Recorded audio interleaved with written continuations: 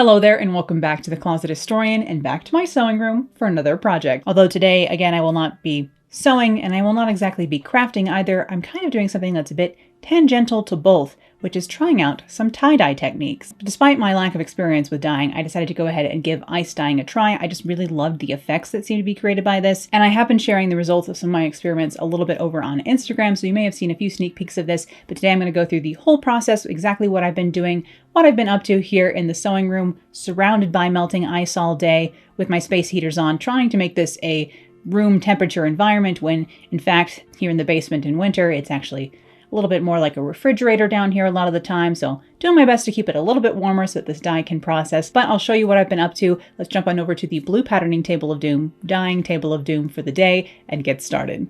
All right, let's talk a little bit about some of the materials and chemicals and things you'll be seeing me use here today. So I have some plastic storage boxes. I'm going to be using these to dye my objects in. Then I have some old metal spoons that will no longer be used for food. I'll keep them with my dyes. I have some aluminum foil, same rules there. Some rubber bands, of course, because this is tie-dye, but also this brown twine sort of string you see here is artificial sinew. Sinew, of course, used to be like animal gut string. This is just waxed, like I think it's probably nylon or polyester string, but it does have a wax coating on it, so it gives a really good tight seal when you're tying more like shibori-like dyes, or various tie-dye dyes like the geo dye, which we'll get into eventually here on the channel. And then I, of course, have white clothing. This is actually a shirt from the thrift store. I went and just picked up anything I could find that was mostly cotton. You do want to have a highest content, cotton content possible, if not 100% cotton or 100% rayon, for the type of dyes I'll be using today, which are fiber reactive Procyon dyes, which work best on natural fibers that are plant-based, so cellulose fibers.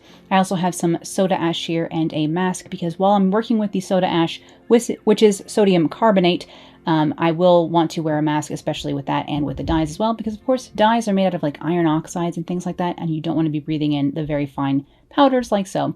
I also have a couple of these over-the-counter or like over-the-sink strainers that I picked up at TJ Maxx to go over some of my bins. That way I can do dye out of the muck and in the muck. When the ice in ice dyeing melts down and the project sits in it, that is called dyeing in the muck. In that runoff, you can dye in the muck or out of it, and I wanted to try both, so I have those. And then I have lots of different colors of this, again, Procyon dye, powdered dye from Dharma Trading Company. And these dyes come in, you know, a couple hundred colors probably, and some of them are more true colors, some of them split apart while doing this, so it's very fun to have the ones that split into different shades, because this is all mixed chemicals that create all kinds of different resulting colors if you mix them with water. But when you, instead of mixing with water, leave them powdered and let the ice do its thing, some interesting splits of color come out of these. This is one of those things where the color dry, like this here in the little tubs, is not the same as the resulting end color. So you'll see later on in this video that I have put little stickers on the tops of these jars to give a more accurate color representation of what is in each jar. But really all kinds of magical things happen with the ice. So I'm not too particular about any particular color coming out of these things. So I don't mind what it ends up being. I just have the general idea of like, this one will be green, this will be brown. But what exactly shade of brown and green, who the heck knows what's going to happen once you put this under or over ice. Now all the jars you see here, all of them I have except for one color. I bought a bigger jar of rust brown because I figured I would use a lot of it. But all these jars are the 2-ounce jars, and you can see there's a different amount of dye in each of them. That's not because I've gone through it yet already. It's just because I think the different powders weigh differently. So like for this avocado green here, I think it is, there's quite a full jar going on, and that must just weigh less than say this blue one here because there's less that came in there because it is by weight. And speaking of other things that Dharma Trading Company sells by weight, this in the back here is a big jar of soda ash. Again, that is sodium carbonate. It's like sodium bicarbonate, which is baking soda, for those of you who know your chemicals a little bit more. And I think you can make soda ash from baking soda, but I'm not that chemically inclined, and I wouldn't want to do that to my parents' oven. So I just bought soda ash from Dharma Trading Company. This is used to lower the pH of the water and is essential for the dye to react and bond to the cotton or rayon properly. It's just a, you know, fine white powder here. It doesn't really have too much of a smell. It has a weird sort of slimy almost feel to it once you start using it. I do recommend using gloves with this because it will kind of do some strange things to your skin. And again, to wear a mask or respirator when working with this stuff because it's very fine powder that you probably just don't want to be breathing in. And in addition to sprinkling some of this over my ice when I finish each project, or like set each project aside, I also need to soak all of my clothes, everything I want to dye, all of the fabric or t-shirts and stuff like that.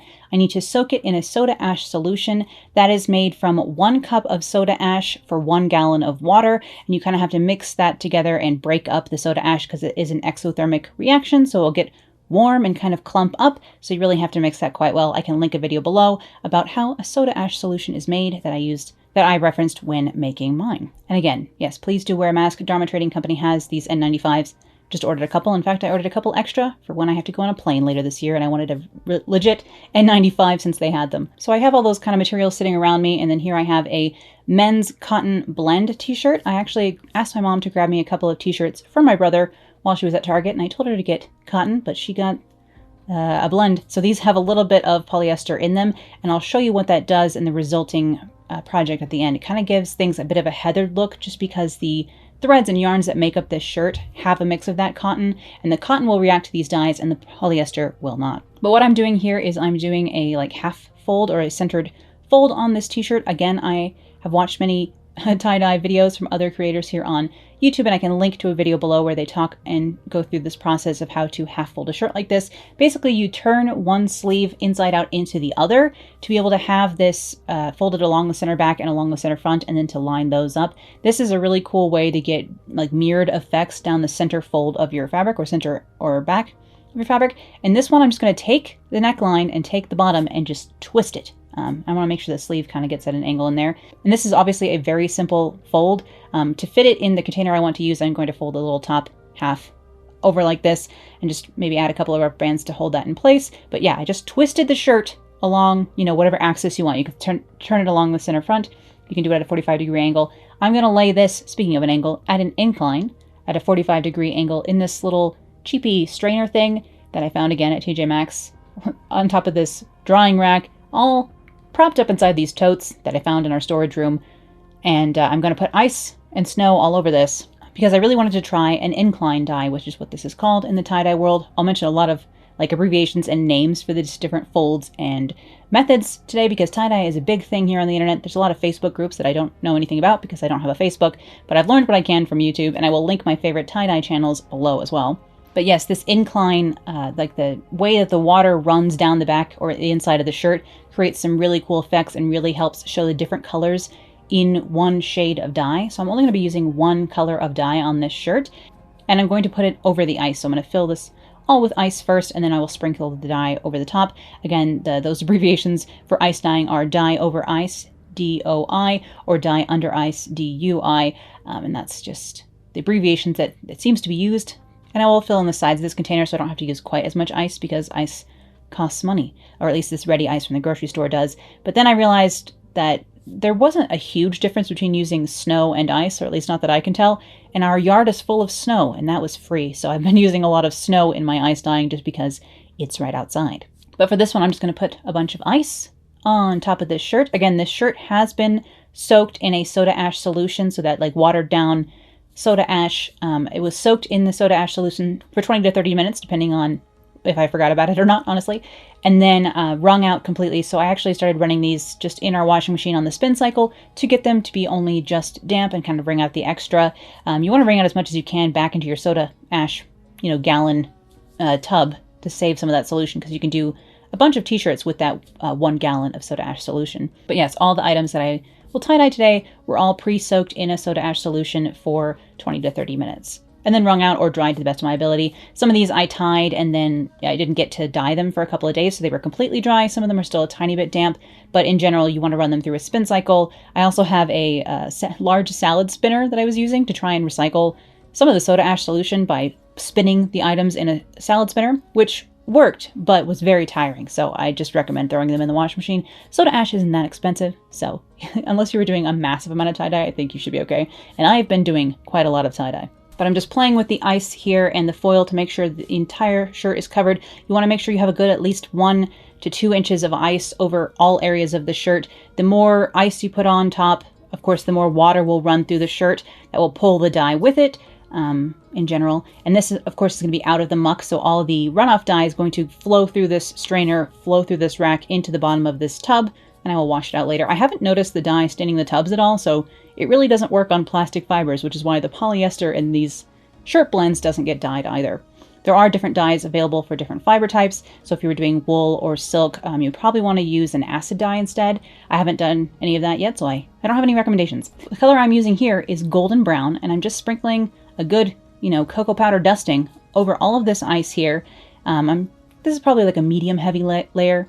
I think I need to go lighter on the dye in general from now on. Something I've learned from the projects you'll see in this video, and then I have some more projects that will be coming soon as well in another video, because they're just too many to fit in this one. I don't know if you've noticed, but this video is kind of long. And then you just saw I sprinkled some soda ash, just that loose powdered soda ash, over the top of this so that when that water is running through the dye, it pulls some of that soda ash with it so we don't lose all the soda ash as the ice is melting, and it just helps everything stay that pH that it needs to be, that kind of higher pH level that the dye needs to react properly. I should mention also temperature-wise that these forbidden snow cones, or casseroles made of snow, need to be in a room where the ice will melt. So if the room is, ice temperature, not much is going to happen here, but they recommend a 70-degree room for at least 24 hours after the ice has melted. I will say that many of my projects have not made it that full 24 hours because I'm impatient, and have not made it to 70 degrees because this room is in a basement and is quite cold, so I do the best I can during the day when I'm down here and the space heaters are on, but at night I'm sure it does get quite chilly down here, and these things haven't been processing in an entirely ideal environment. But let's look at that first one. So this is what that looks like out of once it's been washed and dried. And what I did was I drained these and I rinsed them with cold water in my sink. I have a utility sink down here in my sewing room, actually, in the corner. We don't see it used very often, but I went ahead and ran cold water through this to rinse out any of the extra soda ash that was still in here, and you can kind of feel it. It feels a little bit slimy, and when that is gone, then you know that nothing else will react into the dye, and you can turn your water up to hot, give it a little bit of a rinse. Once the extra dye that didn't bond with the fabric has rinsed out, I did throw this into the washing machine with Dharma's textile detergent, a little bit of that, ran this through a hot cycle in the washing machine, and then did dry it as well. But this is all with just that golden brown color, and you can see how it's split into like a pinky peach, a little bit of a golden green almost in here, and then this like tan golden brown shade. So all the colors in this shirt, although it's a subtle difference, they all came out of one dye. And you can see it is kind of washed out or heathered, and again, that is because this is not a 100% cotton shirt. And I was just showing you that this was just a twisted fold, and because it was centered like that, it's mirrored on either side. I think it came out pretty cool. My brother really likes tan, so I wanted to do a tan kind of colored shirt for him. But this video is going to be full of different experiments, and so I'll talk you through each of those, because I think it's fun to see what small changes make big differences in the designs that come out of this. So here I am balling up some aluminum foil to do what is called a tall, deep scrunch, which is the style of fold, if we could call it a fold, I'm going to be doing on this next one. So I have a little bit larger than a shoebox sized tote here, and I have another of those men's cotton shirts, because at this point, I'm doing them all in one day, and I didn't know that they don't dye super well, but I'm sure I really didn't want a white shirt anyway, so better a little bit heathered tie-dye shirt than just a plain white shirt. But I really am just messily throwing this in here and using the foil to create what they call high peaks and low valleys. So you really want this to be scrunched, but like tall and low. So I'm just scooching this t-shirt and kind of wrinkling and folding it around the pieces of foil that I had put in here. I used 5 so that it wouldn't be an even number, and trying to make it as random and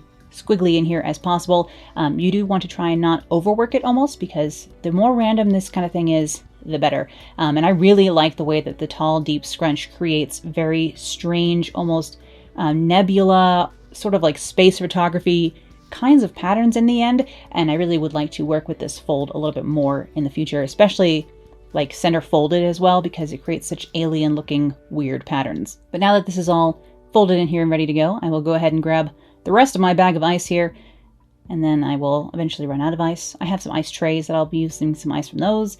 And again, I don't think the size and the shape of ice matters that much, because I haven't noticed a huge difference between snow and ice, and that's about as big of a difference in size you can get. And yes, the blue patterning table of doom is getting much abused in today's video, where it will be covered in soda ash solution from me folding shirts on it, and dye and all kinds of various things. Again, do wear gloves, especially when working with the soda ash solution, but also when working with dye, unless you want your nails and manicure to be as destroyed as mine is now.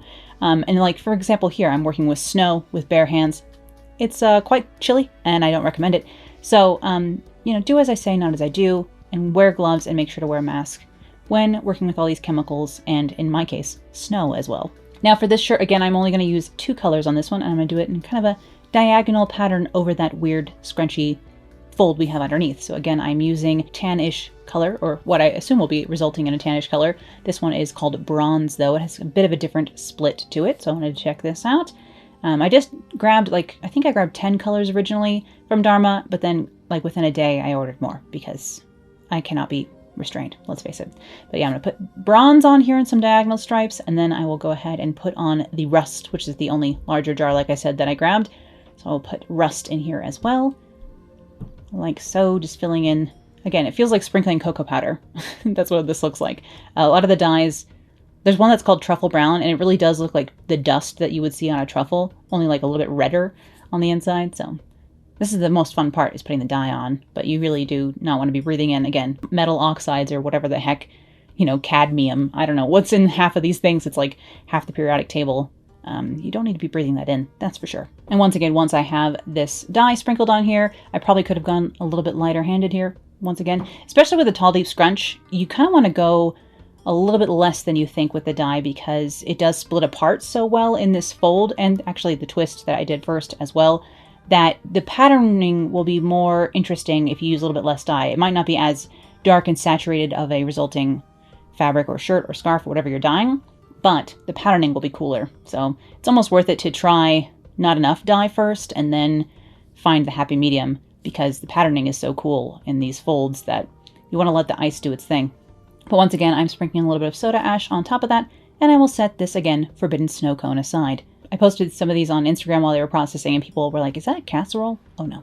And here is the finished bronze and rust colored shirt. Again, we have a little bit of green peeking out of here, a little bit of sort of grayish purples almost peeking out of here.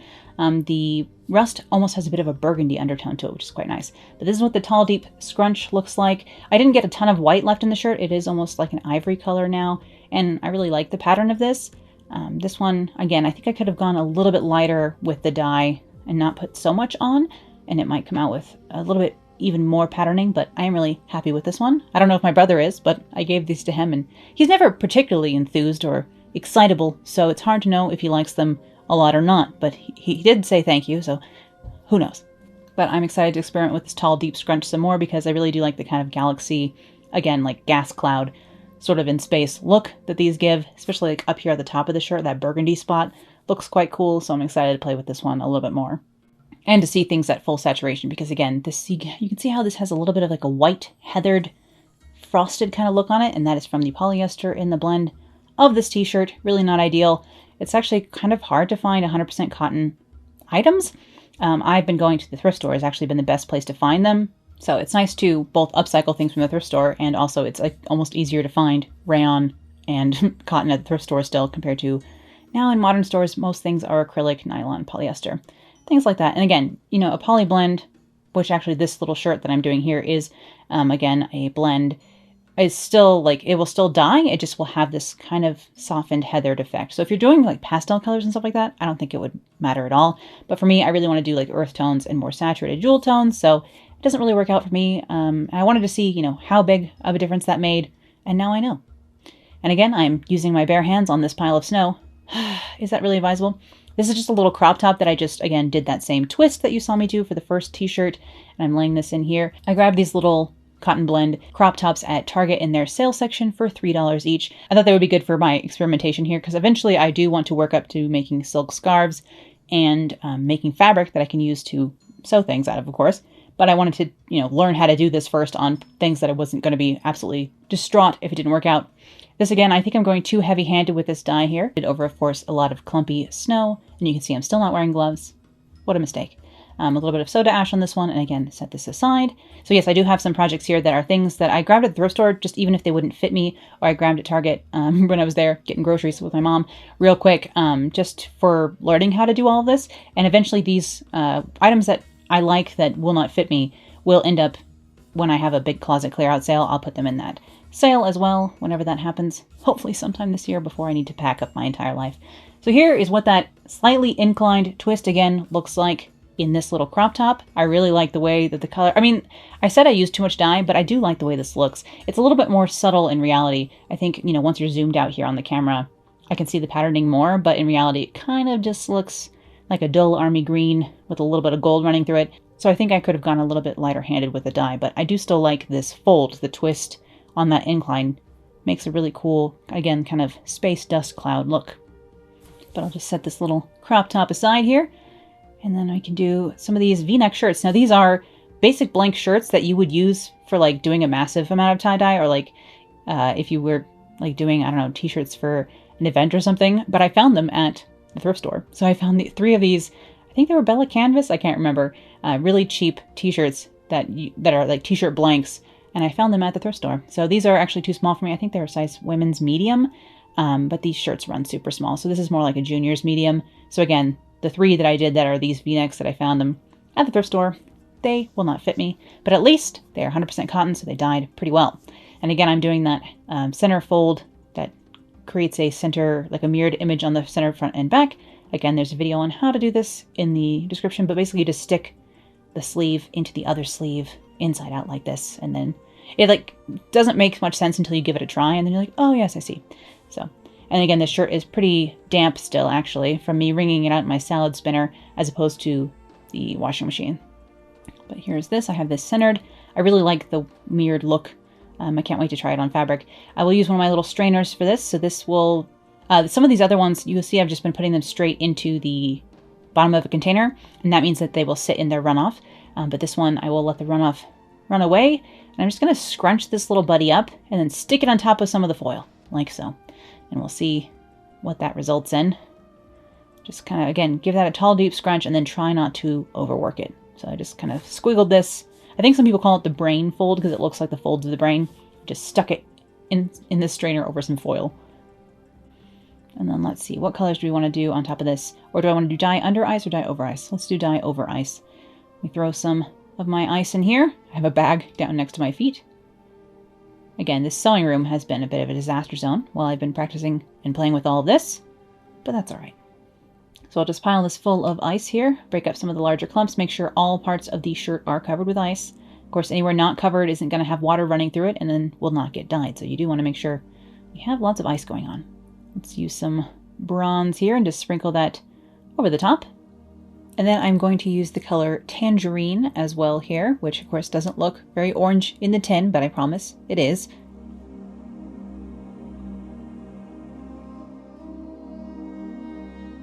And then this one is the Truffle Brown. We can see how red that looks in here. I'm sure there's a lot of iron in that, but it is a dark brown in reality. And then again, I'm just going to sprinkle some soda ash over the top, just to make sure that pH remains nice and high while this is processing in my too cold of a room. And here is how that one turned out. So this one has a lot of really cool like patterning going on inside of it. This is majorly a Rorschach test where, you can see different things in it. I'm not happy with how muddy that center is, but the rest of this looks really cool. So just knowing in the future to maybe elevate the center a little bit so that if anything, things are at an incline. I think the back looks a little bit better. It looks like there's some sort of like zombie alien fairy in the center of this, but it almost looks spinal because that's where it's going to line up over the center back. This side is a little bit lighter than the other side just because of how the fold was done. And I have these funny little like purpley blue spots up on the shoulder, but I'm really liking the like weirdness that is coming out of using the ice to dye like this, because the ice and snow pulls the dye through at different rates, pulls the dye apart into its different constituent parts.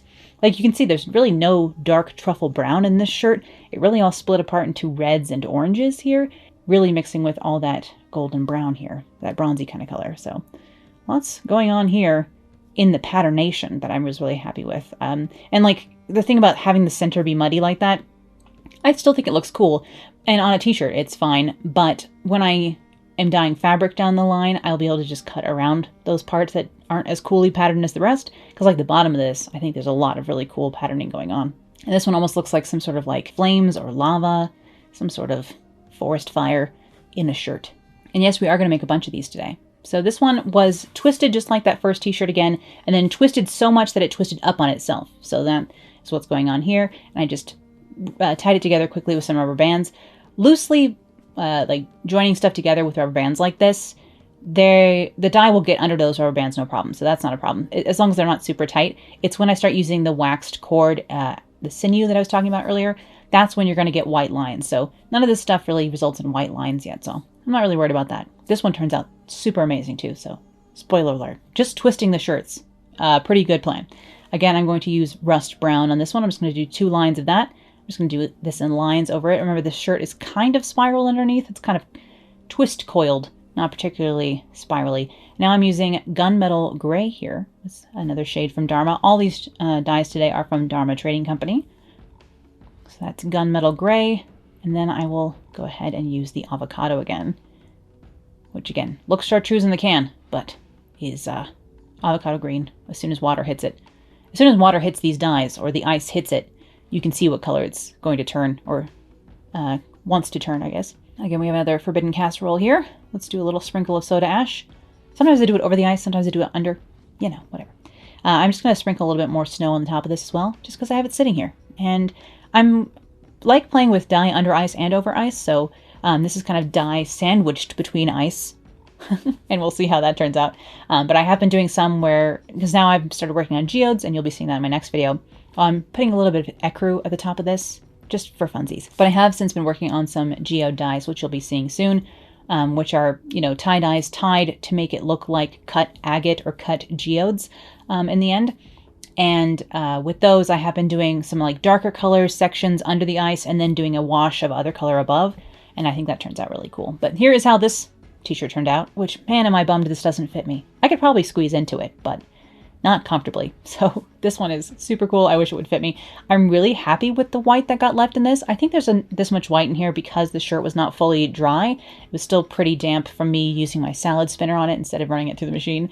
But I love the amount of white in this because, again, I do think it looks like a close-up of a butterfly wing scale or like a slice of stone. And the way that the gunmetal gray split apart into this navy and blue color here, I think these colors work really well together. I need to use these colors again together. The gunmetal, the rust, and the avocado, because I love this combo. Again, looks like the forest floor with some white quartz splitting through it. I love it. I love the fold and the color combo. And we have another twisted shirt that's been just spiraled. It's, you know, you grab 2 corners of the shirt, twist, and then just twist until it starts to coil up on itself and let it coil, and then put some rubber bands on it.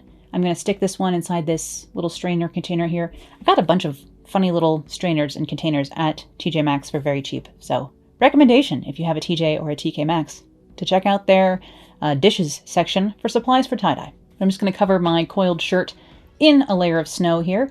And then I'm going to use golden brown to start with. Like I said, I want to use a lot of earth tones. The reason I want to learn to do ice dyeing like this is because I want fabric that is patterned like slices of jasper or slices of agate, patterned like stone. And there just isn't enough stone patterned fabric out there. I mean, you can get it from spoon flour, but I'd rather make it myself somehow. And this seems like a really fun and organic way to get unique prints. And so that's kind of why I wanted to learn to do this. But yeah, I used golden brown, rust, and then this is the truffle brown again on this buddy.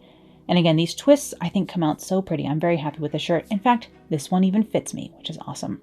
And the shirt I have coiled down in here is a cotton and rayon blend long sleeve t-shirt that I found at TJ Maxx. So I have been buying a little bit of clothing, which I don't normally do, just because I'm just trying desperately to anywhere find things that have enough cotton in them to do. And I love how this one came out. See what I mean when I say it looks a little bit like stone? This looks a bit like a slice of jasper or a slice of agate.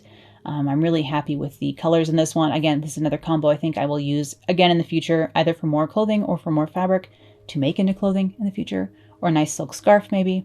This is, again, the truffle brown, rust brown, and golden brown together. And I'm, again, happy with the amount of white I have left in this, which is nice. The dye over ice does seem to allow for a lot of like variation in the colors, and some areas don't get the same amount of saturation, which in my case I like because I want it to be super variegated. I want it to be very mottled and not regular. So I want it to be as organic as possible is what I'm trying to say. And you can see on like the left-hand side of this shirt here of the back, it splits apart a little bit more than the right-hand side. The right-hand side is maybe a little bit too saturated, a little bit too much dye got onto that side. I still think it's nice because of that asymmetry. We all know how I like asymmetry. And this one is starting to look like a geode without even tying it. So I really like this twist fold. I'll definitely be using that in the future. And I just love how this one came out. I'm so glad that it fits me. So here is this on me. Of course, this is probably not how I would style it. Like eventually I just have my little like hiking pants on here just to give you an idea of what this looks like on a person. But I will try and style this again for you in the future for some videos I have coming up that I think this will work for one of the lookbooks I have coming up. So I'm sure you will see this shirt again. And now I have another sort of little fail for you. This is just a tank top again from Target's sales section. That again has cotton in it, but it's too much of a blend. This has actually a cotton and recycled polyester, which is nice at least that they are somehow using recycled polyester over at Target in their sales section. But I grabbed this on the clearance section thinking it would work, and I really loved the way this looked. Like I love the pattern and I like the color combo when I was rinsing it out, but after I ran it through the washing machine and after it had hit some hot water, it did not stay saturated. So I'll show you that in a minute. I'm going to fold this other shirt while I'm here as well. This is actually a Ralph Lauren rayon mock neck, sleeveless mock neck that I found at the thrift store. And this is going to be my favorite project of the day. So get excited for this one because it comes out amazing. And that first one I fan folded and then scooched up into a little square, as you can see. We'll do that. It's more of a shibori style fold, and I'll do more of that in the future, so you'll see that some more. That one was kind of a fail though, so I'm not going to talk about it a ton today. But this other one here, again, I'm doing that half fold thing where I can get the center front and center back mirrored. And then this is rayon, so it's really thin, and I'm really trying to get the wrinkles out of this and get this smooth so that we'll have a nice center front and center back mirror on this buddy. And look, I even have my gloves on this time. Nice. Now, once I do have this mirrored, I am going to fold it like in a geometric kind of weird way. So I'm not folding this with any particular, I'm just doing it randomly. So it's not repeatable in any way, but I'm going to try and kind of almost like paper airplane this, but not in a consistent way, and then just really keep the folds triangular and as geometric as possible until I get this sort of little triangle buddy here. I'm just going to throw a couple rubber bands to hold this in place so it doesn't fall apart while I'm dyeing it. But I really tried to keep things geometric, almost like paper airplane-y, like I said. But I just did that randomly. I couldn't repeat it even if I watched this in slow-mo, I don't think. But the idea is there to just randomly triangular fold this and then having it started centered like that. I haven't tried another one like that yet, but I really need to because it was my favorite shirt out of this bunch. And then here I'm going to go ahead and do that again, centered fold dealio on a long sleeve shirt from, again, TJ Maxx. These cotton and rayon blend shirts I was able to find there worked quite well, so that was nice. I bought some 100% cotton turtleneck t-shirts from Macy's, of all places, to do this with. And although they were 100% cotton, the first shirt I did, I was super disappointed with because even just washing it, once or twice to do the dyeing process, washing it first to have it be clean before I soaked it in soda ash, wrung it out, did the tie-dye process, and then washed it again. So it's only been washed really 2 times and then dyed in between. It's already pilling a ton. So I was really disappointed in the quality of those. So I won't be trying those again. I think I had a couple of turtlenecks from the same brand that I had found at the thrift store that were fine. So really it's just a quality decrease over time. So that's a shame. Again, I'm going to kind of brain scrunch fold this buddy like so. Kind of just scrunch it all up. Again, very random process, not exactly repeatable. And then I will just secure this with rubber bands so that these scrunches stay here. This is, as opposed to a tall, deep scrunch, this is just kind of a brain goop scrunch. I don't know exactly what this one is called. But yes, I'm just going to secure that with some rubber bands, and then I will set it over some foil in a container. And I just have this so that like the sides of this are kind of down deeper into the container and the center is held up a little bit more. So it's not a true incline fold, but I would like to experiment with doing this on an incline, a different inclines that is. But this will still sit mostly in its muck once things are melted down. I have this sort of like muscle tee style tee. Again, this was from the sales section at Target. And again, has a little bit of a blend. They didn't have anything 100% down over at the Target. And I should, now I know that it really does have to be 100%. I'm going to put a ring of foil on the bottom of this big bowl that I have that I use for hand washing and dyeing down here in the room anyway. I'm going to do some balls of foil in that so I can do a tall, deep scrunch on this shirt. I just grab where it's atop the foil like hills and try and give it a little twist, almost like, a meringue at the top. And then try not to mess with it too much before I cover it in stuff. I'm going to go ahead and use the color Bronze and the color Parakeet on this one. I quite like the color Parakeet. It's a very pretty blue. This actually doesn't look very much like the swatch on the top there. But I'm going to lightly dust this with bronze. I'm trying to be good about this time with my Tall Deep Scrunch and use a little bit less dye. So sprinkle some bronze on top. You can see I'm doing dye under ice here. I have not put the ice on yet.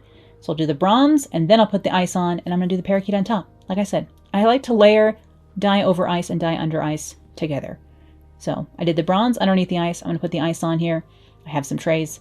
I have some snow. I use what ice I can find. Any frozen things I can find. So yes, I'll just sprinkle some snow on top of here as well, just to fill in my gaps that were left after I grab my cubes, just to make sure the entire shirt is covered. And this will have plenty of muck to sit in, actually, despite having it be kind of propped up on a little bit of foil. Some of the shirt will still be sitting in the runoff. And weirdly enough, the colors, like the runoff from this nonsense looks like dark brown sludge. They call it muck for a reason. And yet the colors sitting in that muck are preserved. It's kind of just magic, so trust the process for some reason. I don't know why it works, but it does. And then I'm just going to sprinkle Parakeet and Ecru on top of that. Ecru is just like a really light kind of tannish color, just to fill in any areas that it might be white. And then I'm going to give that, a really random dusting of soda ash on top of my random dusting of dye. And all of these, I didn't have to add a second layer of ice. That is something, if there's a lot of dye sitting on top still, you can add another layer of ice depending on how hot your room is. But mine is so cold that the ice melted really slowly. Here's what this one looks like. Again, the Tall Deep Scrunch. This one to me really looks like you're flying in the middle of a nebula cloud or some sort of a supernova with like all this particulates floating in the air. I love it. It's so fun. And this one does fit me, so I'm happy about that as well. But the Tall Deep Scrunch, I think, is just such a fun patternation. You can see all these like little spots of different color in there in the center of the shirt, and that is from the dye splitting apart and the different colors that make up Parakeet, or make up bronze, splitting apart into their constituent parts, as it were. And here's this one on me, so you can get an idea. Although my lights are kind of turned up too high here, so things are getting a little bit washed out here on set, so I'm sorry about that.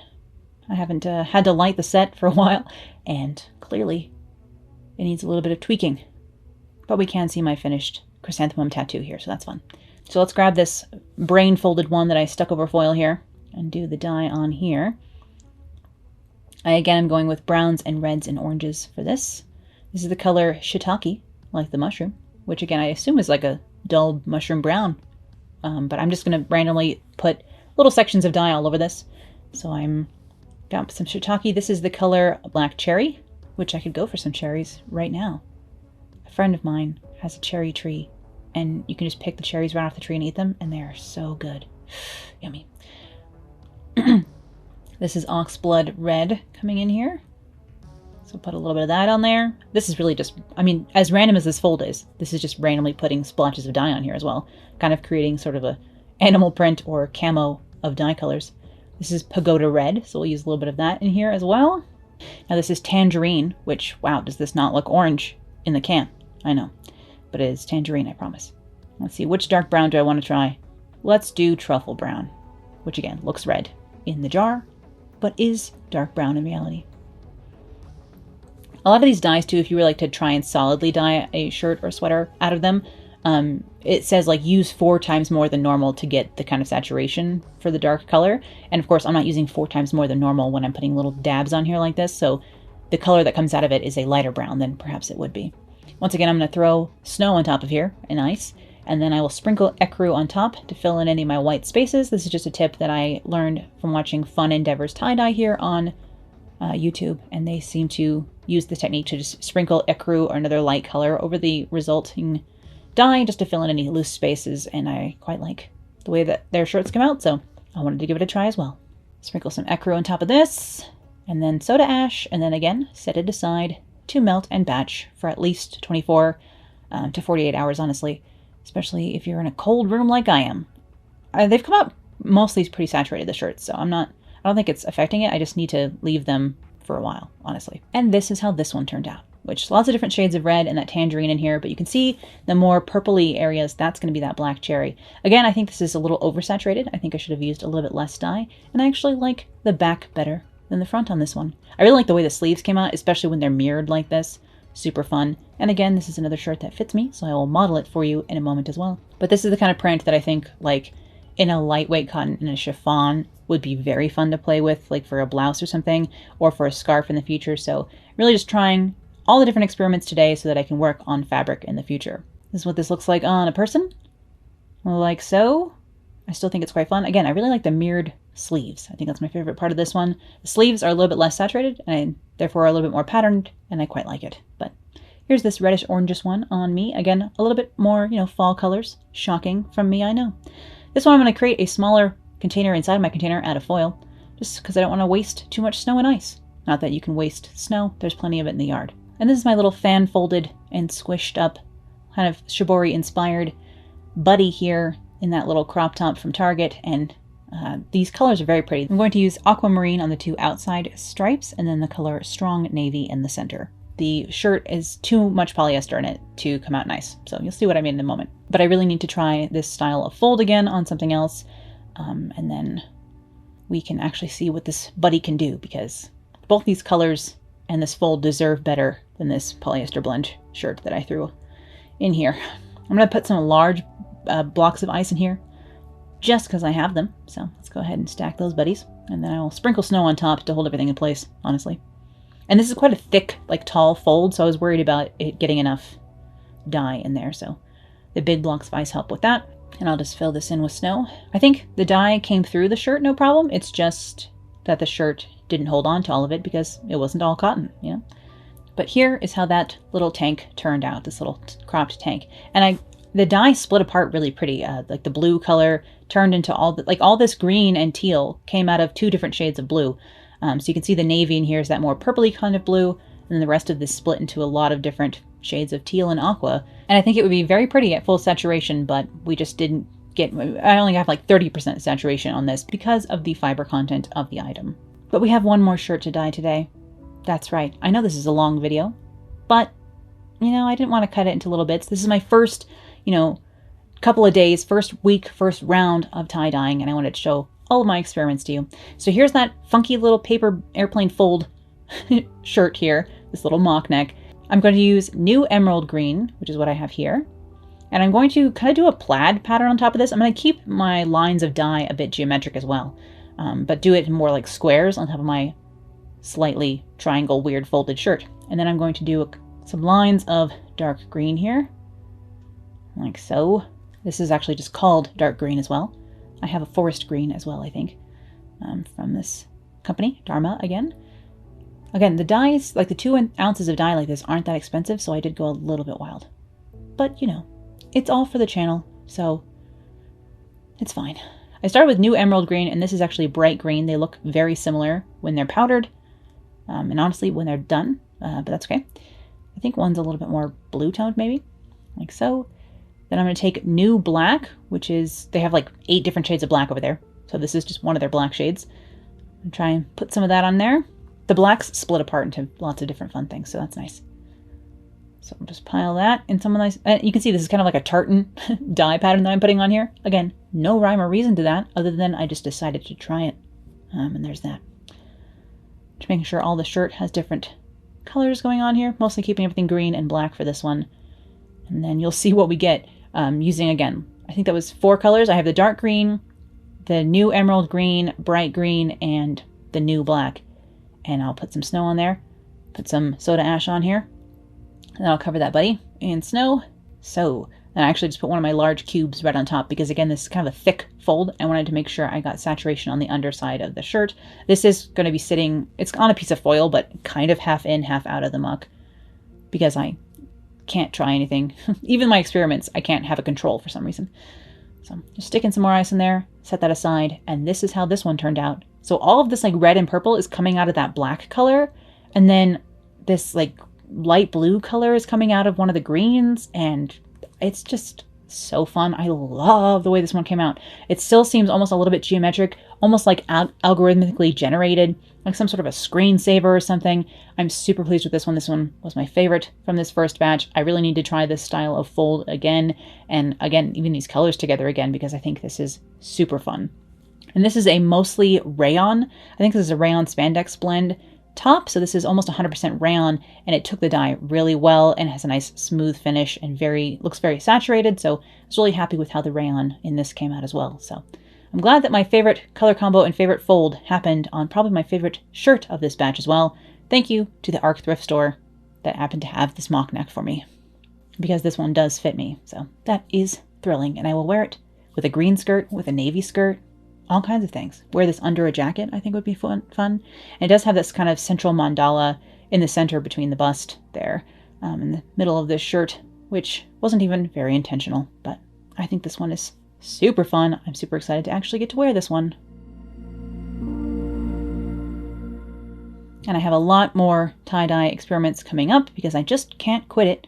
So you'll be seeing more tie-dye from me soon. Again, next time I'll be doing geode style tie-dye. So I hope that you will like to see that as well. Let me know if you want to see more dyeing experiments and fiber and textile experiments from me, because I'd be happy to do them. I'm really excited about how a lot of my experimentation here has turned out, and I've definitely learned something with every single shirt I go to wash out or project I go to wash out. I've learned something about how to place the dye to get the best results, the results that I'm looking for, the kind of folds I like best, the colors of dye I like best. All that stuff is like kind of going into a bank in my brain for the future when I start dyeing silk scarves. I have a dress I want to dye, and then also dye fabric to use in future projects. Again, I will link to the 2 tie-dye channels that I've been watching rather obsessively here on YouTube to learn how to do all of this. Everything I've shown you today, I learned from these 2 channels, Belladonna Dyes and Fun Endeavors Tie-Dye. So I will link to both of those channels below, and you probably will lose several hours of your life to those channels as well. And thank you so much as always for watching today. I'll be back here with more sewing, vintage fashion, costuming, and crafting real soon. So I'll see you then.